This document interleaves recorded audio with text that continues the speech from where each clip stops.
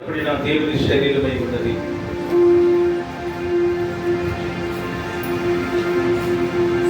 సిలువలో ఆ సిలువలో ఆ ఘోర కల్వరిలో సిలువల ఆచలో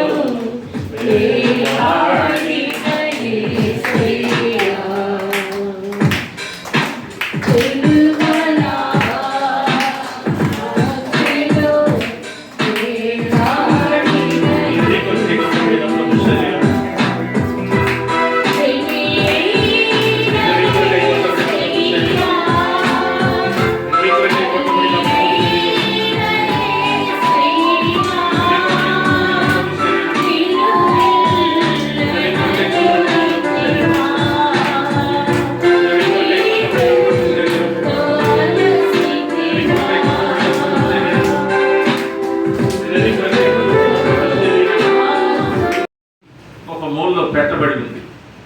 సమాధి తెరవబడి ఉంది. ప్రియులారా, సమాధి తెరవబడి ఉంది. యేసు ప్రభు శరీర దేహం అక్కడ లేదు. గుడ్డలు మాత్రం చుట్టి పెట్టబడి ఉంది.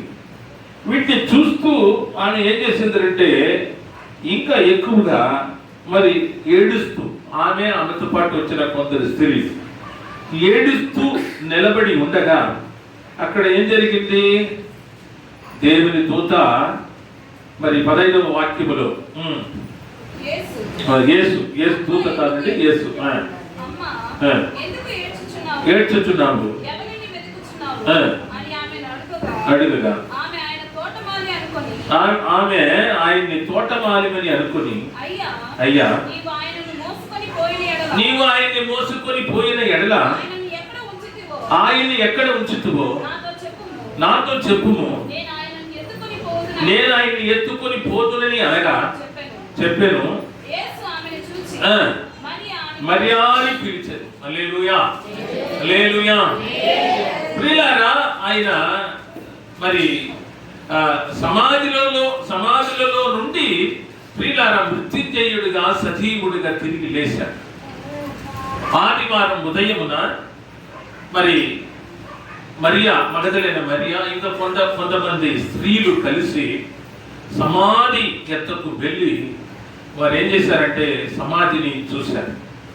చూడగా ప్రియులారా, ఆ సమాధిని మూసినటువంటి రాయి తీసివేయబడి ఉంటే ప్రియులారా మరి యేసయ్య శరీర దేహం కూడా అక్కడ లేకుండా పోవడం వల్ల వీళ్ళకి ఇంకా ఎక్కువగా మరి కంగారు పడి మరి ఏడ్చుచున్నటువంటి వారి దగ్గరికి వచ్చి యేసయ్య నిలబడి, ప్రియులారా మరి మీరు ఎవరిని వెతుకుతున్నారు, మీరు ఎందుకు ఏడుస్తున్నారు, ఎవరిని వెతుకుతున్నారు అని చెప్పి అడగగా వీళ్ళు ఏమనుకున్నారంటే ఆయన ఒక తోటమాలిమని చెప్పి అనుకున్నారు.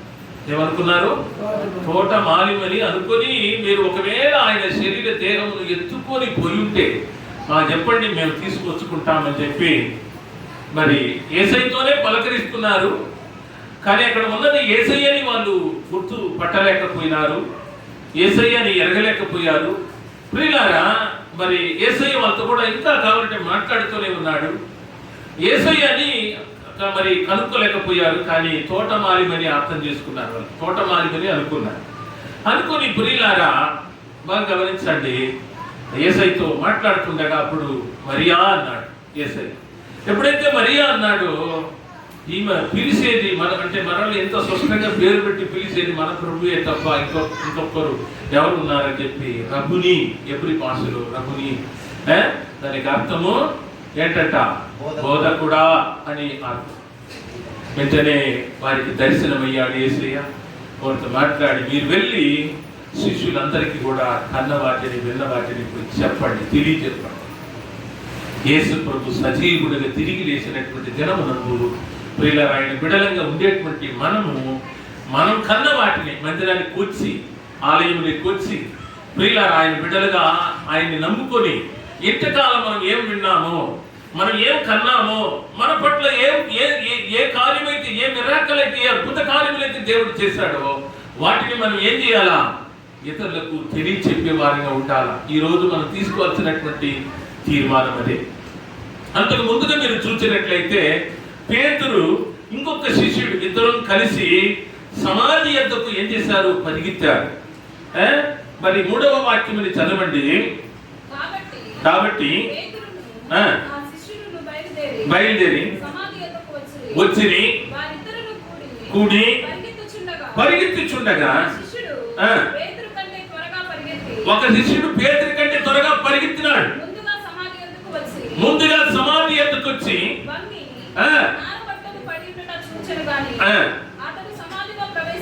సమాధిలో ప్రవేశింపలేదు. పేతురు అతన్ని వెంబడించి వచ్చి సమాధిలో ప్రవేశించి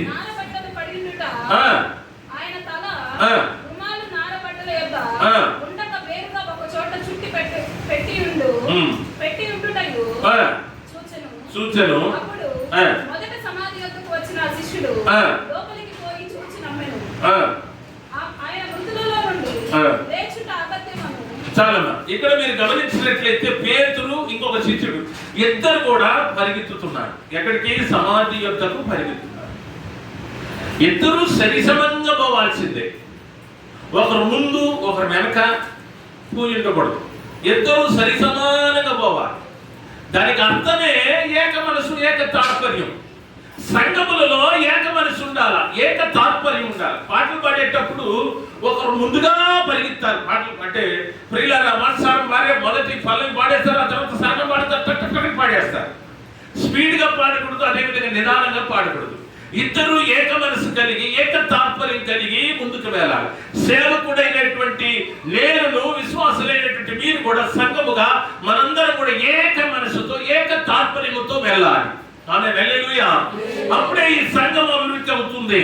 పేతురు మరొక శిష్యుడు ఇద్దరు కలిసి ప్రియులారా సమాధి వద్దకు వెళ్ళాలని పరిగెత్తినారు. ప్రియులారా సమాధి ఎందుకు వెళ్ళాలని పరిగెత్తినారు. ఒక శిష్యుడైతే ఏం చేశాడంటే పేతురు కంటే అతి త్వరగా పరిగెత్తేశాడు. పరిగెత్తిపోయినాడు. కానీ ప్రియులారా మరి బయట నుండి చూశాడు. ప్రియులారా బట్టలు మాత్రము తనిగా చుట్టి పెట్టబడి ఉంది. శరీర దేహం, యేసయ్య శరీర దేహం లేదు. మరి లోపలికి ప్రవేశించలేదు. ఒకవేళ భయం వచ్చిందో, లేకపోతే పేతురు గారు మనకంటే సీనియరు, మరి ఆయన వస్తే పోదామని చెప్పి అనుకున్నాడు, ఇంకే కారణమో తెలియదు. కానీ అతను పరిగెత్తుకొని వచ్చాడు. ఆ పరిగెత్తుకొని వచ్చిన దానికి పోయి లోపలికి వెళ్ళి చూసి వచ్చి బయటకు వచ్చి పేతురుతో చెప్పుండాలి, ఎదురుపడి చెప్పుండాలి, యేసయ్య లేదు, సజీవుడిగా తిరిగి లేచాడని చెప్పుండాలా. అయితే పోయినాడు, కానీ వేగంగా వెళ్ళాడు. కానీ ఆఖరికి లోపల ప్రవేశించకుండా బయట నిలబడిపోయాడు. హల్లెలూయా, హల్లెలూయా, హల్లెలూయా. ప్రియులారా ఇంకో అంటే పేతురు పరిగెత్తుకొని వచ్చాడు. ఆయన లోపలికి ప్రవేశించి చూశాడు. హల్లెలూయా. కాబట్టి ఇక్కడ మనం నేర్చుకోవాల్సింది ఏంటంటే ప్రియులారా ఒకరు ముందుగాను ఒకరు వెనకాల పరిగెత్తకూడదు. ఇద్దరు బయలుదేరినప్పుడు ఏక మనసుతో ఏక తాత్పర్యముతో ఏకంగా వెళ్ళాలి. అప్పుడే సంఘం అభివృద్ధి అవుతుంది. సరే, మొత్తానికి ఆ మనిషి స్పీడ్గా వెళ్ళాడు. మరి పోయి లోపల ప్రవేశించకుండా బయటే నిలబడిపోయాడు. పేతురు వచ్చాడు, లోపల ప్రవేశించాడు, చూశాడు. ఈ మనిషి కూడా లోపలికి వెళ్ళి చూశాడు, విశ్వసించినాడు. ఆమేన్, హల్లెలూయా. ఏం చేశారు? పరిగెత్తుకొని సమాధి వద్దకు వెళ్ళి లోపల చూసి ఆ తర్వాత వాళ్ళు మరి బయటకు వచ్చి ఇంటికి వెళ్ళిపోయారు. మీరు ఇక్కడ చూసినట్లయితే ఇది 6, 7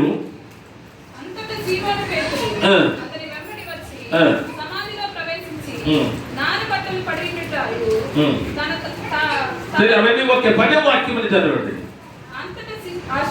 అంతటా శిష్యులు తమ వారి యొద్దకు వెళ్ళిపోయి తమ వారి యొద్దకు వెళ్ళిపోయారు.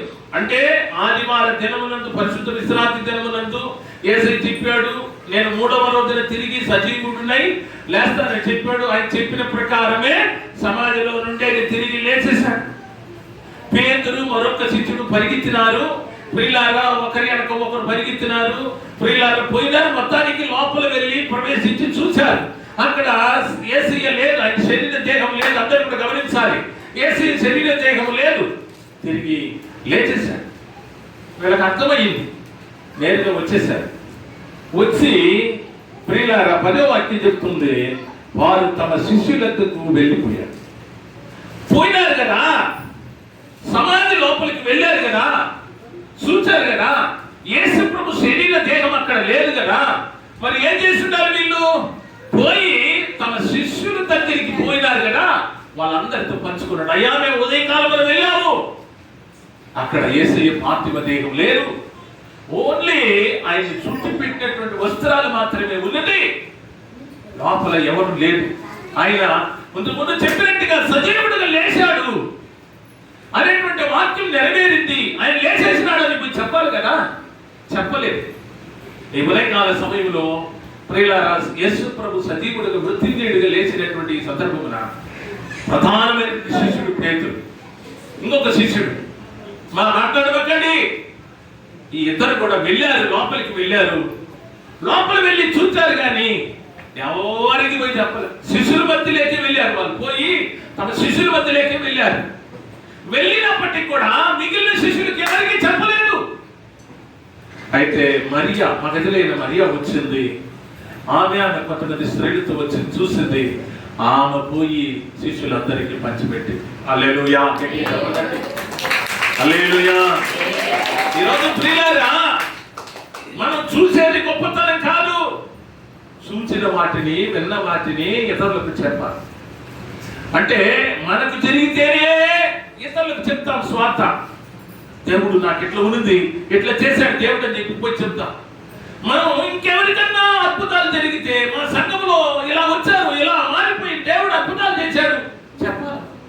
మనకు జరిగినా చెప్పాలా, ఇతరులకు జరిగినా కూడా చెప్పాలి. ఈ ఈస్టర్ దినమునందు యేసు ప్రభు సజీవుడిగా తిరిగి లేచినటువంటి ఈ గొప్ప శుభ తరుణమునందు మనం తీసుకోవాల్సినటువంటి తీర్మానం ఏంటంటే, ప్రియులారా, మన కన్న వాటిని విన్న వాటిని ఇతరులకు చెప్పాలి. పేతురును మరో శిష్యుడును వచ్చారు, సమాధి లోపల చూచారు, నమ్మని తమ శిష్యుల ఎద్దకు వెళ్ళిపోయారు. వారు ఎవ్వరికి కూడా చెప్పలేదు. అయితే మగధులైన మరియా, కొందరు స్త్రీలు వచ్చారు, చూశారు. యేసయ్య కూడా చెప్పాడు, మీరు పోయి శిష్యుల ఎద్దకు చెప్పండి. వారు వెళ్ళి అందరికీ చెప్పారు. ఆమేన్, హల్లెలూయా, హల్లెలూయా, హల్లెలూయా. ప్రభునందు ప్రియులారా, మనము స్వార్థ చెప్పాలి. ఈ శుభ దినముని వివరించాలి, ఇతరులకు యేసయ్యని గురించి వివరించాలి. సంఘంలో జరిగేటువంటి మిరాకిల్స్, అద్భుత కార్యములను మనం తెలియచెప్పగలిగినటువంటి మరి స్థితికే దేవుడు మనందరినీ కూడా ఎన్నుకున్నాడు. ఆమేన్. మరి మీరు చదవండి, 1 కొరింథీ 9వ అధ్యాయం 16, 17, 18 వాక్యం చదవండి. నేను సువార్తను ప్రకటించుచున్నాను, నాకు అతిశయ కారణము లేదు. సువార్తను ప్రకటింపవలసిన భారము నా మీద మోపబడి ఉన్నది. ఒక నిమిషం ప్రియులారా, స్వార్థను చెప్పవలసిన భారం మనందరి మీద ఉన్నది. సేవకునికి మాత్రమే కాదు, ఈ రోజు ఆయన నమ్ముకొని వచ్చిన, ఆయన సన్నిధికి వచ్చిన ప్రతి ఒక్కరికి కూడా భారం ఉంది. ఏంటి ఆ భారం అంటే, ప్రియులారా, యేసు ప్రభువును గురించి ఇతరులకు తెలియచెప్పాలి. ఇప్పుడు స్వార్థ చెప్పడానికి ఎటువైపు చూసినా కూడా మరి అభ్యంతరాలు, ఆటంకాలు ఎదురవుతున్నటువంటి సందర్భంలో దేవుని బిడ్డలుగా మనమే ఒక స్వార్థ చెప్పడానికి తగిన ఆయుధంగా మనము మారాలి. ఎదుగా యేసు ప్రభు సజీవుడికి తిరిగి లేచినటువంటి ఈ దినమునందు మనం తీసుకోవాల్సినటువంటి తీర్మానం, స్వార్థ చెప్పుటకు నా మీద భారం మోపబడి ఉన్నదని పౌలు చెప్తున్నాడు.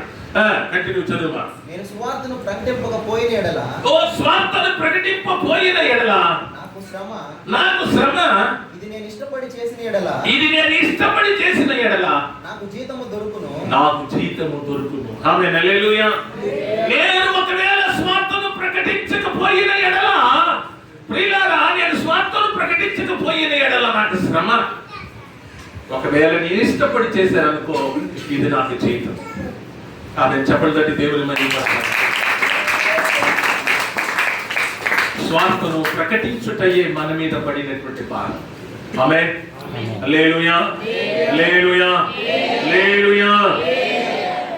చూడండి ప్రియులారా, అపోస్తల కార్యములు కూడా మనం చూస్తున్నాం. 14వ అధ్యాయము 19, 20.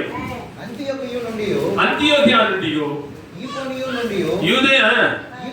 యూకోనియా నుండి యూదులు వచ్చి జన సమూహములను జన సమూహములను తమ పక్షముగా చేసుకొని పౌలు మీద రాళ్ళు రువ్వి రాళ్ళు రువ్వి అతడు చనిపోయినని అనుకుని